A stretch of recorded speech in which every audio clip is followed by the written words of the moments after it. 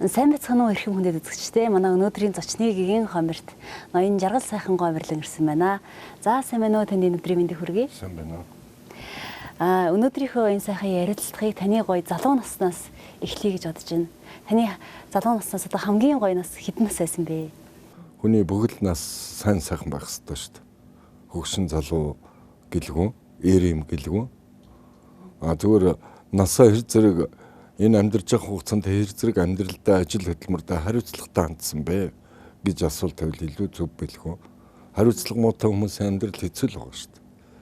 Одоо энэ гадуур коронавирус л гэдэг нь ягаад нэг хариуцлагатайхан шиг гүйчихэд вакцины хийлгэхгүй байна. Ягаад? Нэг хэсэг вакцины хийлгээгүй хүмүүсээс болоод нөгөө хэсэг нь охирж өвчин тусгаал байхгүй зү. Тэ? Тэгээд энэс л эхлэх ёстой шүү дээ.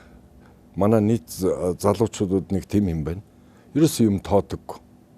Тэгээ өвөх гээд эмнэлгийн орон дээр хөвтгээрэл гэв гинт амьдрмаар санагддаг. Одоо энэ юмнуудыг жоохон өөрчлөх хэрэгтэй. Вакциныг та тэгэхээр 100% дэмжиж байгаа хүмүүсийн нэг гэсэн үг. Тэгээ вакцинаас хойш нөгөө сөрөг үр дагавар аягүй их гараад байгаа шүү дээ. Ямар ч тийм үр дагавар гараагүй тэгж худлаа цуу яриагаар юмыг цуурж худлаа үнэ ярих шаардлагагүй. Энэ дэлхийн ертөнц шинжлэх ухаан хөгжиж л өнөөдрийн төвчөнд ирсэн. Тэ 1921 оноос өмнө бүгдээр халдвар төвчөнд нэрвдээд мөхлийн ирмэг дээр ирсэн байлаа шүү дээ. Одоо илэгний шар өвчнгүүд байж гэн, сүрийн өвчнгүүд байж гэн. За дээр нь энэ арьс өнгөний өвчнгүүд байж гэн. Энээс гарсан ганцхан зам байна шүү дээ. Ялангуяа вирусын өвчин, халдвар төвчнөөс урьдчилан сэргийлэх ганцхан л боломж бай. Энэ бол вакцин. Тэ улаан бурхан гэл өвчин байдаг. Нэг хэсэг вакцин хийгээгүй байсан чинь гэв гинт ихсээд нялх хүүхдүүд, няран хүүхдүүд өвдөж өвхөд эхэлсэн. Тэгээ яасан? Улаан загалмайн шугамар вакцин авч иж, буцаж вакцин хийж иж энэ асуудлыг зэгцэллээ шүү дээ. Тэгээд өнөөдөр биднээс тэнийг одоо жишээ нь Америкууд ч юм уу, Хятад ч юм уу, Европод одоо биднээс тэнийг учраас вакцин хийлгээд байгаа хэрэггүй. Тэгээд вирусыг ганцхан зогсоох юм вакцин л байгаа шүү дээ. Өөр хүндрэлтэй олд амжилт олоогүй үст. Тийм учраас худлаа их мэдэм хэрэг дэмий юм ярьцгаахаа одоо болцоох хэрэгтэй. Зүгээр очиод олон 7 юм донгослгүй вакцина хийлгэцгээ. Тайлбар байхгүй шүү дээ бол. Таны хувьд ямар вакцин вэ? Тэр нэг чухал биш. Би 2 удаа вакцина хийлгэсэн. Чи эргэн болгоны үүрэг байх хэрэгтэй шүү дээ. Вакцина хийлгэхгүй яах гэдэг. Тэгэл үхээ өөрөө дэмжлэгт очиод хэвтгэхээр гиг бинтээ үхэхгүй гэж яриад байдаг. Ер нь суур өвчтөй, архаг өвчтөй, хор тавдар туссан. Тийм хүмүүс вакцинтайч, вакцингүйч тэр ковид вирусыг авах юм бол тэгээд үхэж байгаа. Тийм учраас тийм 1-2 тохиолдлууд бий. Одоо үнэхээр бий нь муу бараг өнөө маргаашгүй одоо бурхны орон руу явах гэж байгаа хүмүүс байгаа штэ. Хүндэрчсэн өвчин. Тэгээ тийм хүмүүс вакцин хийсэн ч хийгээгүй ч явж л байгаа штэ.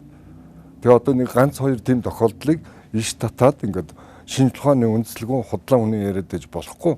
Бүх нийтээр явж вакцинд хамаарагдчихж энэ халдвар төвчин зогсно. Энэ өвчин бид нар яаралдаа бүх нийтээр зогсоохгүй л юмны үнэ одоо хэр зэрэг үнэтэй болж байгаа бол. Бүх хил хязгаарчаа хаалттай байна. Бүх бараа өргөн хэрэглээ хүнс бүх юмны үнэ 2-3 дахин нэмэгдэж байна. Тэгээд тэр нь сайхан байгаа юм уу тэгээд? Энэ коронавирус гээд одоо жижиг дунд үйлдвэрлэлүүд ялангуяа цослтын байдалтай байгаа шүү дээ. Энэ одоо хэр удаан үргэлжлэх юм болоо таны бодлоор? Манай иргэдээс л хамааралтай шүү дээ. Иргэд хэр зэрэг ариун цэврээ сахиж хариуцлагатай байна. За дээр нь турж өгөх гэж байгаа юм шиг үргэлж айл хийс бие биендээ өвчөө алдаад тэгээ болох хэрэгтэй.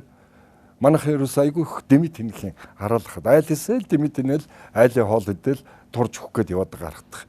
Тэрийг болох хэрэгтэй байхгүй да. Гадаадын хүмүүс чинь айл сэтгүү байхгүй. Ажлаа хийлээ, гэртээ ирлээ, амарлаа, бөглөө бослоо, ажлаа хийлээ. Хаяа нэг уулзна гэвэл нэг паб ч юм уу, ресторан ч юм уу, кафед ч юм уу уулздаг. Тэрнээс айл хийсч бие биендээ очиж тэгж явдаг орон манайхаас өөр газар байхгүй. Ард түмэндээ манай төр засаг арай л хэрэг сандаад байгаа юм биш үү? Та тэгж бодохгүй юу? Жишээлбэл одоо бусад улс орнуудад бол ямар нэгэн хандив тусламж үзүүлж байна. Гэтэл манай зүгээс нэг 300 мянган төгрөг тараасан шүү дээ. Гэсэн мөртөөсөө сонгуулиар ингээл үе төмөр мөнгө Ер нь бол тараагаад сүүлийн 25 жил ард түмэн гадаадын зээл тусламж өгөөд хандвар амжилтсаж ирсэн. Энээс илүү яаж энэрэнгүй хандах юм? Яаж? Гэтэ хүрээд байгаа юм харагдахгүй. Яагаад? Явж ажил хийхгүй. Ажил хийлдэ. Ажил битээ гол ажил хийцгаа. Гэхдээ карантинлагдаад ингээд зогссон байгаа юм чи Одоо карантины дараа тэгээд ажил хийхгүй өөр яах юм? Улс байгаа юм л өгсөн шүү дээ. Ахмадуудын өрийн тэглээд өглөө хүүхдүүдийн тоогоор 100 мянган төгрөг өгч байна. Энээс илүү мөнгө байхгүй юм чи яах юм тэгээд. Гэтэ би ингээд Манай улс ядуу шүү дээ. Манад тийм их хөрөнгө алга шүү дээ. Манад зөвхөн өрөл байгаа шүү дээ. Тэгээд дахиад нэмж өөр тавиал зүгээр тогоон тий чанж идэх гэдэг. өнгөрсөн Тэгээ өөрөө хин тэл. таны хувьд өнгөрсөн жилийн сонгуульд оролцоод ерөөсөө луурын сонгуул болсон 100% гэдгийг та өөрөө ард түмнийхээ өмнө шуудхан хэлсэн шүү дээ. Гэтэл одоо ер нь бол таны яг сошиалаар ингээд таныг дагдаг байхгүй юу? Маш олон дагагчд байдаг бас тэдний нэг. Гэтэл ерөөдөө энэ засгийн бодлогыг та ерөөдөө одоо дэмжиж байгаа хандлагатай харагдсан. Энэ засгийн газар дэмжиж юм байхгүй. Одоохондоо хийгээд байсан ч юм алга энэ засгийн газар. Зөвхөн карантин тогтоосон ковидын нэг 300 мянган төгрөг тарааж өглөө. Тэ. Одоо харин энэ унтсан эдийн засгийг цааш нь яах вэ гэдэг дээр л засгийн газар ажиллаа өлегтэй хийх хэрэгтэй болно. Тэгээ хийж чадах юм уу юу харж байна. Энд чинь саяхан карантин дуусч штэ. Тийм байгаа үстэй. Тэгээ карантин дуусаад нөгөө коронавигийн тоо нэмэгдээд нас баралтын тоос нэмэгдчихлээ.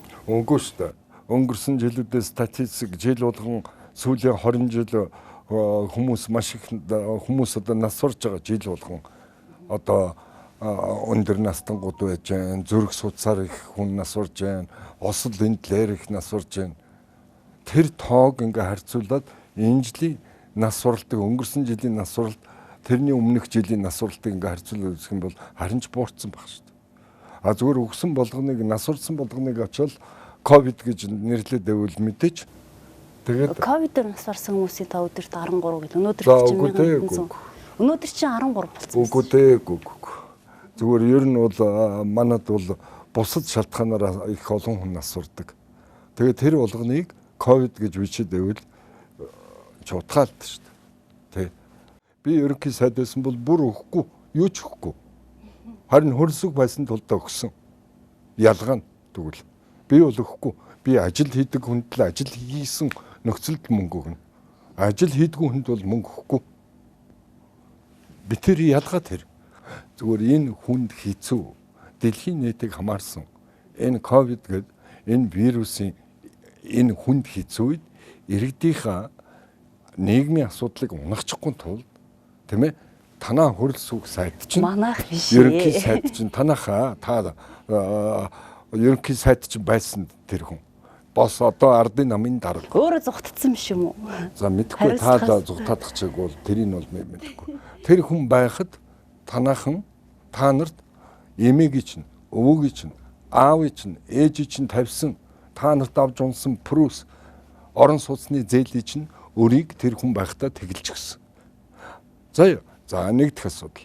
Хоёр дахь асуудал. Энэ ковид дуустал 7 сарын 1 хүртэл заглагаан дулааны чөөрийг тэгэлж гисэн. За дараа нь та нар авснаа ярьжээ.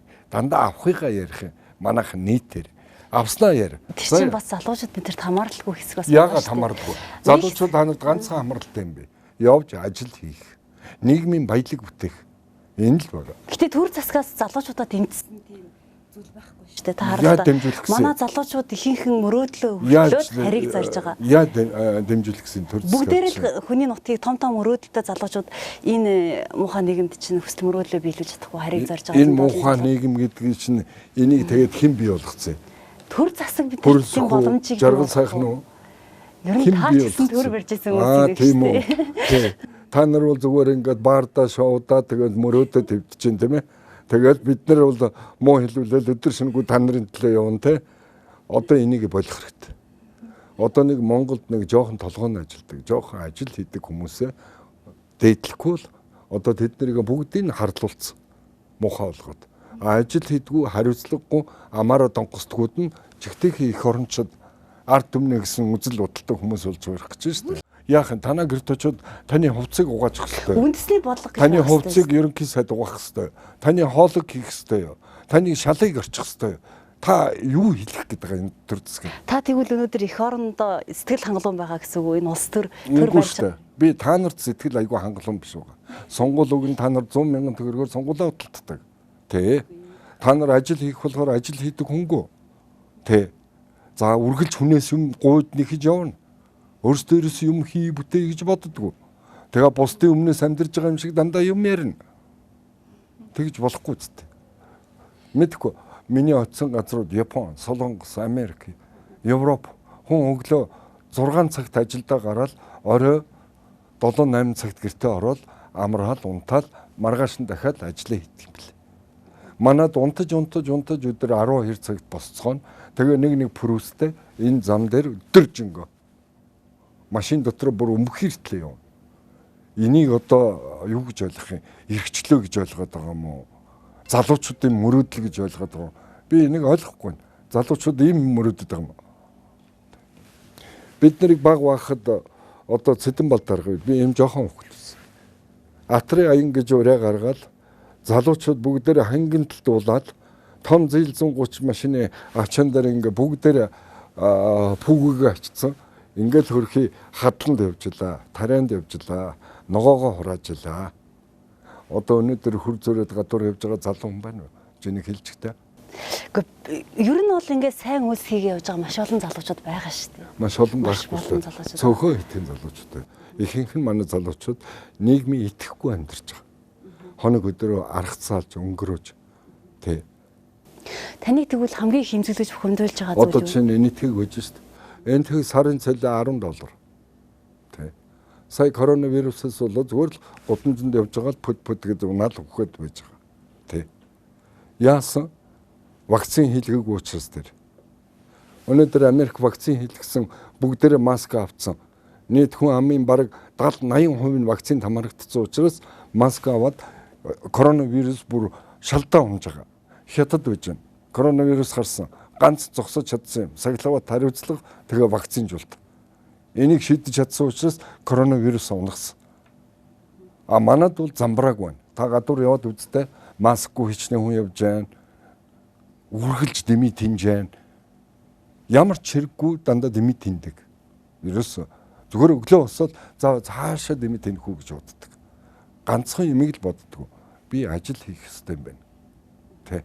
Яг хоо миний өмнөөс ажил хийж өгөх гээд байгаа юм биш. Би ажил хийх гээд байгаа юм биш. Хийхгүй бол байна л үстэ. Гэхдээ бити гоншгоно. Тэр муу энэ сайн тийм юм дэмий юм донгосгоод болцгох хэрэгтэй. Яах юм? Танд над амьдрал чинь болж л байгаа юм биш. Та ажилгүй амьдрч чадтал сайхан л байгаа юм биш. Баян дарган чинэлэг байж чадж байгаа юм биш. Тэ? Бос дорнд бол хүмүүс амьдрахын төлөө өглөө гараад ажил хийж байгаа байхгүй. Өглөө эрт босоод 6 цагт босоод ажил хийж байна. А манад бол зөв зүгээр суугаад тэгээ нэг юм гомдсон, тунсан нэг хин нэг хамгийн гол нь ажлын орон тоон байгаа юм уу? Өөртөө бий болохгүй юу? Өөртөө бий болох. Хуваараа хийж байгаа залуучууд маш их байна. Гэтэл тэр нь хуваараа биш. Компаниудад очиж ажилд ор. Тэр компаниуд ч одоо Сэлэнгэ аймагт бол өчнөн компаниуд байж байгаа. Тэнд юу хэрэгтэй вэ? Трактор ч хэрэгтэй байна. Тэ? Тэнд газар тариалангийн ажил дээр ажилчид хэрэгтэй байна. Хүн олдохгүй байна. За хөдөө орон нутгийн яваад үз. Тань шиг сайхан бүсгүүчүүд бүгдээрээ очиод малсаа, үнэгээ саа. Сүм бүтээгдэхүүн хий. Тэ? Өнөөдөр хөдөө орон нутгаас бүгдээрээ эмэгтэйчүүд нь хот руу ороод ирсэн. Үнэгээ саадаг хүн алга байна тэнд. Энэ ажил биш үү үнээс ах? Ажил мөн үү? Мөн. Ноолуур самнах, ямаага самнах ажил мөн үү? Мөн. Мөнгөний бол аваад эмээ өвөгийн нэг юм уу ноолуурын мөнгөний аваад машин аваад бол унчиж байгаа байхгүй. А ямаагийн самнах болохоор хүн байхгүй байгаа байхгүй. За одоо ингээд 10 сар удаа 9 10 сар нодлон ногооны аж ахуйнууд ногоогоо хураач чадахгүй ирээд өөртөө ухаад энэ ногоог аваа гэж хэлээд байхад очид ногоо хурааж авах хүн байхгүй нэг гэж байгаа байхгүй. Байхгүй нэгсэн. За байхгүй нэгсэн. Тэгвэл ер нь залуучуудаа айгу сэтгэл өндөр явж байгаа гэсэн үг шүү дээ. Залуучууд ер нь бол би нэг өвгөрөөд ч юм уу чавган цолчод байгаа юм байхгүй шүү дээ. Тий. Ер нь хүний насны зөрөө гэдэг юу юм? Хүний үзэл баримтлал, хүний ёс зүй, хүмүүжил, сэтгэлгээ тэрийг л хэлдэг шүү дээ. Тий. Манайхан харахад 20 30 настай мөртлөө гогшин эмгэн үгнээс дор сэтгэлгээтэй асар олон залуучууд байна шүү дээ. Бөөр ингээд яваад өгцөн. Ингээд нураад унтсан. нөл өвчний үүр болсон. Тэ. Тийм учраас залуучуудыг дэмжихгүй гэдэг асуудал байхгүй. Ер нь энэ нийгэмд хэн дэмжих гэдэг. Ханаас тийм юм олд сонс. Бүх хүн амьдрахын төлөө, аж жаргалтай амьдрахын төлөө, чинэлэг амьдрахын төлөө бүх хүн өөрсдөө хариуцлагатай, санаачлагатай ажил хөдөлмөр эрен сурвалжилж хайж олж хийх ёстой. Тэ. Тэгээд хийхгүй л алавдан ажил гэж бас социализмын хэд бол алавдан ажил гэдэг байсан. Та ажилгүй энэ Улаанбаатар хотод 30 хоног ажил 30 хоногийн дотор та ажил олж игээгүй таныг албадан аваад цагдаа барьж аваад хүчээр таныг хөдөө ажилд томилдог байсан. Тэрийг хүсэж байгаа юм. Тэгвэл тэгэлтэй тэгвэл. Тэгээд үз. Тэр чинь ихтэй ямар цалингүй ажилладаг байсан. Үгүй юу гэж. Бүгдийн цалингийн өгөлгөө ядээ. Юу гэж цалингүй чилчихдээ. Оюутнууд ч гэсэн цалин авдаг л гэсэн чинь ногоогоо хураагаал тариагаа хураагаал тэрнийхээ мөнгийг авдаг байсан. Тэгжээ сургууль хувцс зардлынхаа мөнгийг олж авдаг л байсан шүү дээ. Та эх орондоо хайртай юу? Хэр их хайртай вэ? Би тэр нэг санаа зовхгүй байна. Энэ залуучуудаас надхаас асуу. Тэ. Чамд ер нь эх орон байна уу? Чи ер нь юуны төлөө амьдраад байгаа? Яах гээд байгаа юм? Юу хүсэж байгаа юм? Тэ. Энэ залуучуудаас айгүй санс. Наадах чи айгүй чухал асуулт. Залуучууд гэснээс одоо ингээл манай залуучууд гадны хөгжим аягийг сонсож байна. Харийн соёлд одоо хитрхийг автаад байгаа юм шиг санагддаг. Танд ер нь тийм санагддаг уу? Хит их харийнх нэг шүтээд байгаа юм шиг. Даяарчлах гэж ойлгож байна уу? Аль эсвэл энэ одоо эрх чөлөөтэй холбоотой гэж ойлгож байна уу? Аль эсвэл их оронч үзэл гэдэг зүйл нь байх болсон юм уу? 1000 жилийн өмнө Америкт энзэцүүд гэдэг нэг үндэстэн байсан. Ийш Австрали, Нью Зеландд аборигенууд гэдэг үндэстэнүүд байсан. 1000 жилийн өмнө. Өнөөдөр тэд нар хайцсан бэ гэсэн. Нөгөө үндэснийхээ ёс заншлыг хадгалж яах гэсээр байгаад яг тэр 1000 жилийн өмнөхөр үлдсэн. Тэгээ элсэн дотор нэг хагас нүцгэн согтуу галзуу итэй юм. Тэгээд ингээд дуулаад байждаг. Зэрэгцүүлж авчих хэвээр л. За одоо манайх дэндүү хуучнтайгаа зурлаад Монголоор үлдэнэ гэд нэрийн доор бүгдээрээ нэг том сахан дээл хийж өмсөөд нэг том нүхтэй чулуу бариад тэгээ хангинт зохиолынхоо дугдуул. Тэгээ хөгжих нь. Би хөгжлийг тэр дээл хөөргөөр шийдэхгүй хаа гэж бодож байна. Хөгжил гэдэг бол энэ ертөнцийн хамгийн тэргүүний тэр ёс зүй, хүмүүжил, соёл, боловсрал энэ юмыг олж авч энэний эзэд болохыг би хөгжил гэж ойлгож байгаа. Тэгэхээр одоо энэ худлаа нэг үнсхийг дээл өмсчихэр нэг үнсхийг үзэлтэй эх орондоо хайртай хүн болдог жүжигийг одоо болмоор байна. Одоо болмоор байна. Залуучууд тийм ээ. Залуучууд өнөөдөр тэр Бейонсе, Леди Гага тийм ээ Шакирач гэдэг юм. Ингээд Европын мундаг жүжигчид дуучдыг үзчихэл байна. Тэгээ юу н буруу байгаа. Яагаад тэд нарыг буруутгаад байгаа. Зөв үзэг. Зөв шүү дээ. Дэлхийн ертөнцийн соёл иргэншлиг хүлээж авах нь тийм нүгэл юм уу? Үгүй. Хуучнтайгаа их зурлах юм бол харин хоцрогдлын хоцрогдол болох бид нар аюул тунж магадгүй. Үндэсний дархлаа гэж вэ? Үндэсний дархлаа гэж вэ? Одоо өв соёл альва үндэстэн чинь одоо өөрийнхөө өв соёл дээр тогтдог гэсэн. Тэгжээс тухайн үндэст нь үрд оршино гэж би боддог байхгүй юу? Тэгэхээр та энэтэй санал нийлэхгүй гэсэн. Би нийлэхгүй байна. Үндэсний дархлаагаа хадгалж ийнгээд өөр монголчууд тэнд тал дээр нэг хэдэн малтаа дээлээ өмсөл манд маллаад байсан чинь нэг өглөө хятад ирээд газар нутгийн бүх юм нийцлээд авцсан. Тэ. Одоо монгол хэлийг хорцсон. Зөвхөн хятад сургууль сурна, хятадаар ярина гэдэг. Бид нар ийм дархлаа хүсэхгүй. Хүсээгүй шүү дээ. Бид нар хүчрэхэг хамгийн орчин үеийн хөгжилд дэлхийн хамгийн тэргүүний соёлын эзэд болсон ийм хүчрэхэг улс болж тусгаар тогтнолоо авч явж хамгаалж тийм ээ иргэдийнхаа эрх үүргийг дээдлэж үндэс зүйл дээр оршд юм шүү дээ. Тусгаар тогтнолыг дээл өмсчгөр л хамгаалдаг юм биш. Одоо жишээлбэл нэг юм бодтой бус мэдээлэл яваад идэв шүү дээ. Хятадын сайт дээр одоо манай монголчуудын газар зар ингээл явж гин. Тэгэнгүүтээ нааша Монголын газар нутгаас жоохон авцсан байна л гэж байна. Тэгэнгүүтээ монголчуудын 41 он гэхэд одоо монголчуудыг эсгэл бэлэн болцсон байна л гэж байна. Таны яриад байгаа тэр соёлоо хатгалж байгаа нөхдүүдийн хийж байгаа ажил байхгүй юу? Нөгөө дээл өмсдөг. Дээл өмсчхөд би одоо колсон өмсчүүд Монгол биш тийм ээ. Чи дээл өмсчих. Чи дээл өмсчих юм бол өөлөнгөө болох нь тийм үү? Тэгэхээр чи монголжингоо би бол одоо харин энэ дээрээс буугаад ирсэн чөтгөр чулан болох нь шүү дээ. Битэрийн чиний наадах яриад байгаа юмны чинь тэгжиж хэлээгүй л. Тэгээд яг наадах дээлтэй чинь нөхдөөд энэ ченж болчиход энэ Монголын хамаг малыг хятад руу гаргаж байгаа. Тэр ченжүүд дандаа орон нутгаас ирсэн залуучууд. За юу дээлтэйгээ. За хамаг нь олуур хамаа тэнд өгж байгаа. Хятадуудад авчиж өгж байгаа. Арьс шир өдөр шөнөгүй хамж авчиж өгөөд энэ хэдэн үйлдвэрүүд бүр дампууртал нь хамаг арьсаа урагшны өксөр угаад үйлдвэрүүд нь дампуурсан өнөөдөр арьс нь хэрэггүй болсон. За миний мэдж байгаагаар сүүлийн 10-аад жил энэ ноолуурыг бараг 99% хятад руу зөөж байна. Хэн зөөж байгаа ченжүүд нөгөө таны яриад байгаа нөгөө дээлтэй монголчууд чинь нөгөө эх оронч монголчууд чинь таны үндэснийхээ соёл заншлыг хадгалаад байгаа. Тэгээ миний харж байгаагаар тэр ченжүүд бол ер нь энэ нэг хэсэг этгээдүүд хятад дагаар ороход бэлэн болцсон бэл. Тэ. Эх орноо хөдөлтөхөд бэлэн үү? Тэ. Тэр чи тэд нар л хийж байгаа шүү дээ. Костюм үнсэн бид нар биш шүү. Бид нар биш. Энэ хөдөө орон нутагт байгаа энэ газрын лиценз намыг дандаа тэд нар хийдэг юм бэл. Та бол энэ үндсэн аймгийн засаг дарга нар, аймгийн иргэдийн хурлын дарга нар тэр газруудыг лицензүүдийг өгчдөг. Тэд нар тэмцэхгүй яасан. Яагаад тэмцэхгүй байгаа? Тэмцэхгүй байгаа шалтгаан нь өөрсдөө тэрийг худалдсан учраас тэмцэхгүй байгаа байхгүй. Та үндэсний үйлдвэрлэгчдийн нэг гэхдээ Монголд яагаад үндэсний үйлдвэрлэлийг нэмэгдэхгүй байгаа юм бэ? Үндэсний үйлдвэр босохгүй байгаа энэ гол шалтгаан нь юунд байгаа юм бэ? Ерөөсөө манай энэ эдийн засагт ерөөсөө хариуцлагын тогтолцоо алга ба шүү дээ. Жишээ нь тий. За одоо жишээ нь яагаад ногооны аж ахуйгаа өдөнд татчих болохгүй юм бэ? Хэдий гар утас хөгжөө техник технологи хөгжсөн ч гэсэн хүн хоол идэх нь хэвээрээ байх юм байгаа л гэдэг. Үүсэл синтетик хоол идэх юм уу? Үгүй шүү дээ. Тэгэхээр хүн хоол иддэг харин бүр харин эсрэгээр хиймэл хоол бол хүний биеийн муу юм байна. Генний инженерийн аргаар өөрчлөлтөнд орсон хоол хүнсэл хор тавдар авцирдаг юм байна. Хүний эрүүл мэндэд өөрчлөлт өгдөг юм байна. Тийм учраас илүү эко хүнсний бүтээгдэхүүн хэрэглэж явах хэрэгтэй. Дэлхийд даяар тэр хөдөлгөөн явж байна. Тэгвэл манайх хүнснийхээ ногоог одоо байцаа төмслүүн сонгоно нарийн ногоонуудаа жимсээ ургуулж болох уу? Уг нь болно. Боломжтой шүү дээ. Боломжтой. Гэтэл яагаад энийг ургуулахгүй байгаа? Шалтгаан нь юу гэхээр нэг дарга нар, хоёрт ченжүүд. Яадаг вөхөр бүгдээрээ урдаас ногоо оруулж ирээд дотоодод ургуулсан ногооноос 2-оос 3 дахин хямдхан зараад эхэлдэг.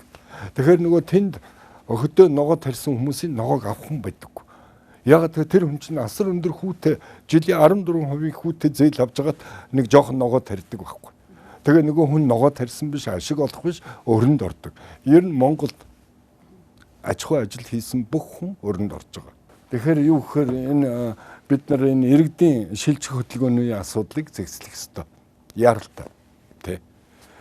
За дээр нь энэ ажилгүй иргэдийг бас нэг тодорхой хариуцлага үүрүүлдэг болох хэрэгтэй. Элдв нийгмийн халамжаас хасдаг байх хэрэгтэй. Ажилгүй тэгвэл халамж байхгүй. Ажилтаа хүнд бол үнэхээр ажиллаа хийгээд хажуугаар нь өвдөд ядрах юм бол тэрэнд бол нийгмийн халамж өгнө. Бүх нийтээр эрүүл мэндийн даатгалд хамаарах хэрэгтэй. Ажилгүй ч үнэ, ажилтаа ч үнэ. Бүх нийтээр. Өнөөдөр эмчнэр 500 мянган төгрөг авч шít. Мэс сасл хүн ингээ оочртой. Өдөр шөнөгүй хүнд мэс сасл хийгээд 500 мянган төгрөг авч байна.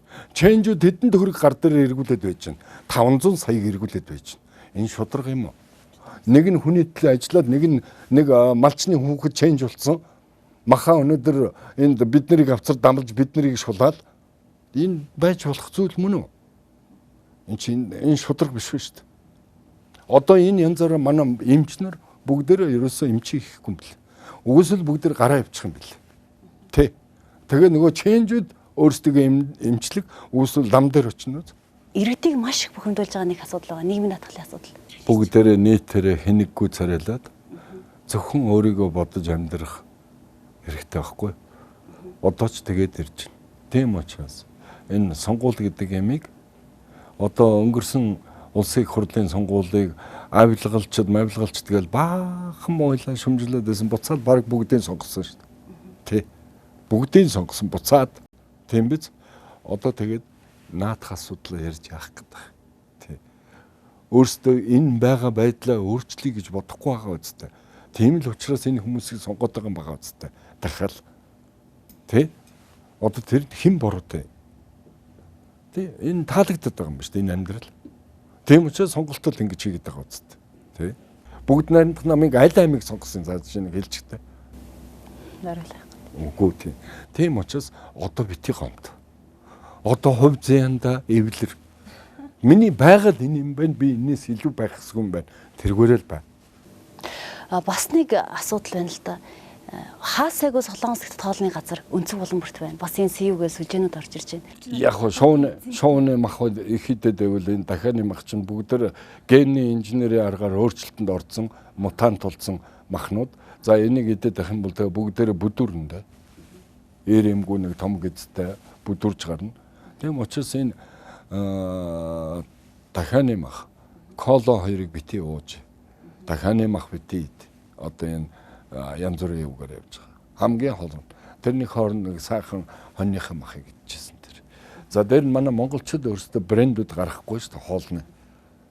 Тийм биз? Сайхан гурилтай шулны хоолны газрууд нээлт. Янз бүрийн ногоотой, магтай байж болох уу? Болно шүү дээ. Төрөл бүрийн махыг төрөл бүрийн аргаар шараад ногоо могоотой нийлүүлээд хоол тэгээ тэрийг брэнд болгож болох уу? Болно. Өөрсдөө юм хийхгүй юм чи залах уу? Асуудал тэнд байгаа баг. За дараа нь өнөөдөр гадуур хэцүү л байна. Яагаад энэ ченж малчд энэ махны үнийг ингэж нэмэгдэх. Ченжүүд нь нэмд юм шүү малчд шүү. Тэр чинь ченжүүд чинь малчтай л хүүхдүүд байгаа шүү дээ. Гүү. За гүйгүй бүгдээр орон нутгаас гаралтал нөхдүүд. Та ер нь орон нутгийнхныг аягүй. Би орон нутгийнхан биш. Та өвөө эмээ чинь бас нэг би мах идэхгүй байж болно. Би мах идэхгүй байж болно. Надад битээ өг. Би ааруул идэхгүй цаа. Та ааруул идэж үзээ өгшилэх гэдэг. Би та нарыг өмөрөө та нарыг өрөвдөд тахгүй юу? Яаж та нарын ийм үнэтэй мах идэх юм бэ? Яаж? Та нарын цалин хэдүүлээ. Яаж идэх гээд байгаа. Тэ. Би ингээд энэ махны үнийг нэмжтэй ингэж болохгүй гэхээр би л нэг ганцаараа л махч ажиллаж идэл бусд нь мах иддгүй юм шиг царай гаргах одоо болох хэрэгтэй байхгүй. Тэ. Ядаж Монголд мах сүм бүтээгдэхүүн хямдхан байж болно шүү дээ. 80 сая малтай газар шүү дээ бид нар. Бид нар нэг 8 ямаатай нэг 3 хөхөртэй байсан бол би ойлгоч. 80 сая малтай газар шүү дээ. Та ямар баярт дуртай вэ? Наадам дуртай юу? Наадам Монгол наадамда. Сар шинийг бас юу гэж боддیں۔ Мэдгүй би наадам гэхээр нэг өмх ирсэн махта нэг нар сар харагдсан нэг өмхий тосон шарсан хуушуурыг би наадмын баяр юм болоо та гэж ойлгодог шүү дээ. Тэгээ биенээсээ том юм торгон дээл ингээд өөрийгөө хэд ороогоод ингээд бүсэлдсэн том торгон дээл нүд хийгээд өмссөн. Цаг хугацаа харуулах байлгүй. Яг тийм том торгон дээлтэй байж байгаа л өөр монголчууд газар нутгаа эрхчлөөгөө хятадуудад алдсан юм даг. Монголчууд нүүдлийн соёл иргэншилтэд хэдий боловч дэлхийгээр гэрээ хийж зардан байхгүй юу. Ийш хятадын эзэд байлаа. Ийш Оросын эзэд байлаа. Евразийн эзэд байсан. Тэ. Тэгэхээр тэр үеийн монголчууд их хаадуудын тгүүд эх орон гэж юу байсан бэ? Эх орон гэдэг бол хаана энэ газрын хязгаар туулсан тэр хүртэл миний эх орон юм аа гэж ойлгож явсан байна шүү дээ. Тэд нар бол шашин, шүтлэг, зан заншлыг бол хязгаарч байлдан дагуулсан улс орнуудад очиж оролдож байгаагүй. Би хэлээд байна шүү дээ. Бидний өвөг дээдсэл арай өөр юм бодож исэн бэл. Дэлхийн ертөнцийг эзэлчихэд тухайн улс үндэстний зан заншил, соёл иргэншил тэр юмыг оролддоггүй харин дэмждэг байсан бэл. Тийм учраас бид нар 300 жил энэ дэлхийн эзэд явсан бэл. Тэгээ одоо бид нар чинь төр засагдал энэ нийгмийн амьдралыг өөрчлөх тухай ярих хэрэгтэй болоод байна шүү дээ. Би тийм учраас яриад байна. Ягаад архины онцгой татвар яаралтай нэмэхгүй байгаа юм бэ? Ягаад энэ бензинийхээ татварыг хуучаа авдаг л ягаад одоо авах болчихваа? Хэрэггүй бензинд өгж байгаа мөнгөөрөө энэ хүмүүсийн амьдралыг өдөн татъя л да. Би энэ татвар тавиад архины татвар тавьчих би жаргал сахан тэр мөнгийг авах гаагүй шүү дээ. Би авах гаагүй. Эргээд та нар тэр мөнгийг зөв амьдралын сайн сайхан юмд чинь зориулах гэдэг хэрэг байхгүй. За бид бүхэнд алтан цагаас ирж болцсон танд маш их баярлалаа. Ажил амьдралд нь сайн сайхныг хүсье. Бид бүхэнтэй хамтайсан та бүхэндээ маш их баярлалаа. Эрүүлийн хаз жаргал хамгийн сайн сайхан хүнийг хүсье өрөөё.